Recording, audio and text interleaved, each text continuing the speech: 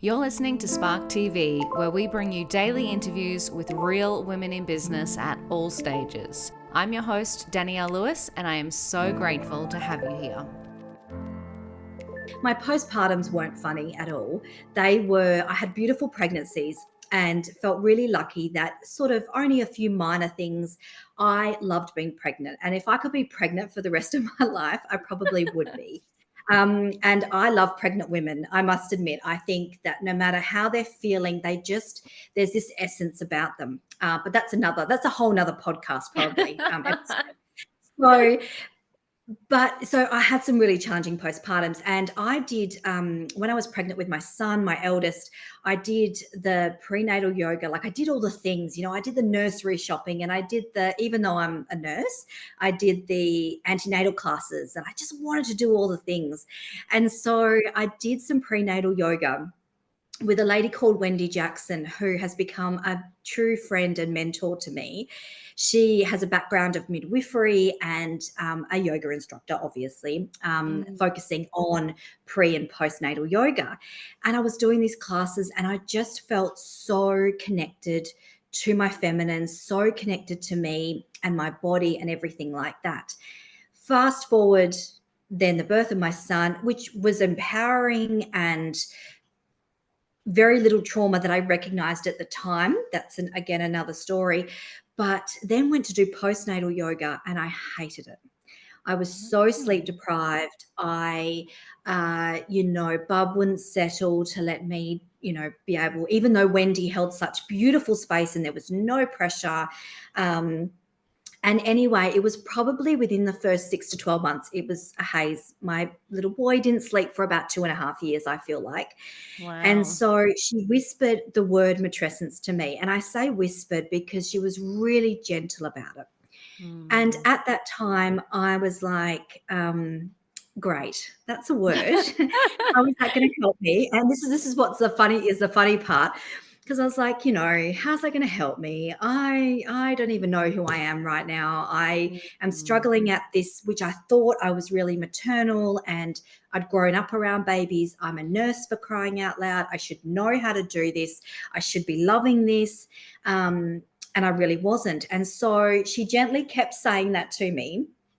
And at the same time, I really didn't want to go back to nursing. I had sort of realized that the operating room was not my area, but even just nursing in general. Like I really wanted to head down a more holistic path.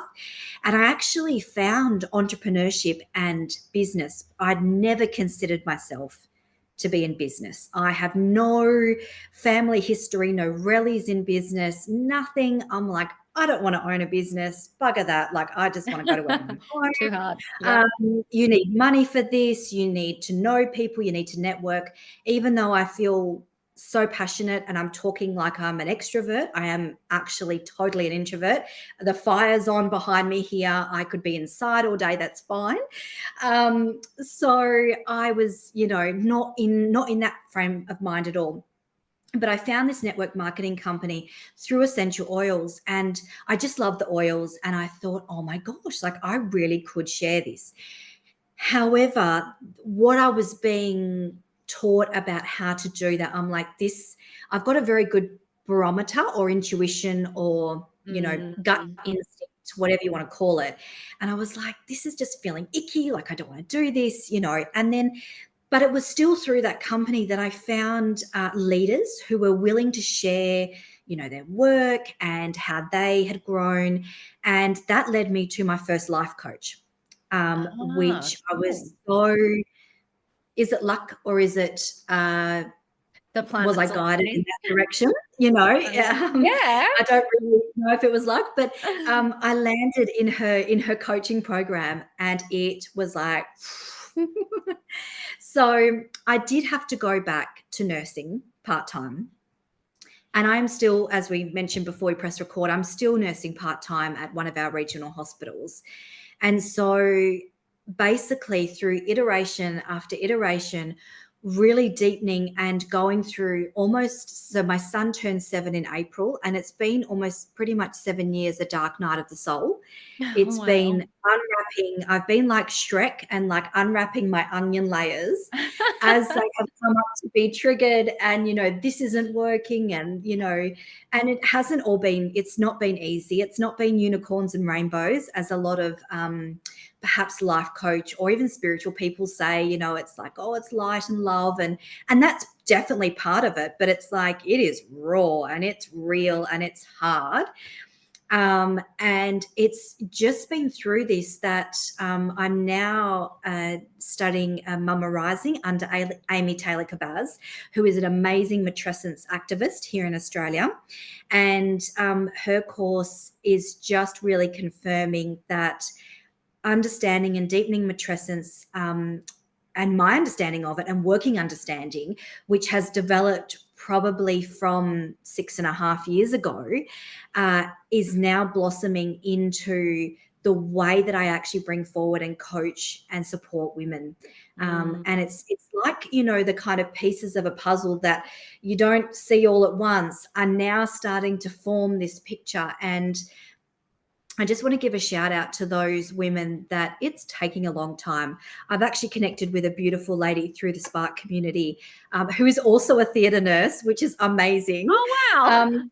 Also working in, not exactly, it's not postpartum, but in like the birth scene. And it's just so beautiful. But, Oh, that her makes me so business has happy. taken years. I know, it's so good. When women are coming together, yeah, it's gold. And so it's been through iteration, and I just want to give acknowledgement to that, because like, I didn't know, like, I laughed the first time I heard the word matrescence, and I was like, great, a word, how's that going to help me? And it has been many iterations. It has been many stop and starts. It's been many times of just taking a break and not being on social media at all, and not being in a coaching container, and that. But over the whole course of 7 years, it has been consistently investing in my learning and my growth in business and in life. And I don't think you can have one without the other. I just truly believe that you can only exceed in business to as much as you are willing to put the inner work in to Yeah. achieve the outer work, if that makes sense. That wraps another episode of Spark TV. Shout out to Spark TV sponsor IP Australia for their amazing support of the Spark podcast and women in business. And if no one tells you today, you've got this.